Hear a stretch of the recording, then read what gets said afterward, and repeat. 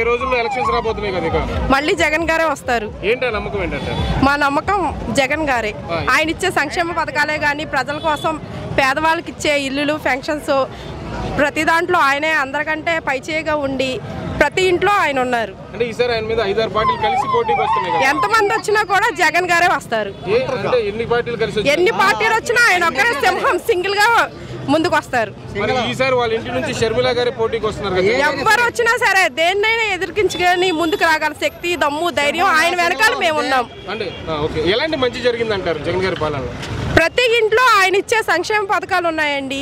ఇంట్లో పేదవాళ్ళు అనేవాళ్ళు ఎవరో లేరు. చిన్నపిల్లల దగ్గర నుంచి పెద్దవాళ్ళ వరకు అవ్వ తాతలకు పెన్షన్లు ఇచ్చారు. స్కూల్కి వెళ్ళలేని పిల్లల కోసం అమ్మఒడి అని పెట్టారు. నాడు నేడు స్కూల్ పెట్టి ఇప్పటి వరకు లేని ఇంగ్లీష్ మీడియం స్కూల్స్ని తెప్పించారు. అసలు ఇంగ్లీష్ మీడియం వద్దని గోల్ చేశారు కదా ఎవరండి? ఇంగ్లీష్ మీడియం అవునండి, అన్నారు కదా, వాళ్ళు అలాగే చేస్తారు. ఇంగ్లీష్ మీడియం చూడటం వల్ల మంచిదంటారా? మంచిదేనండి.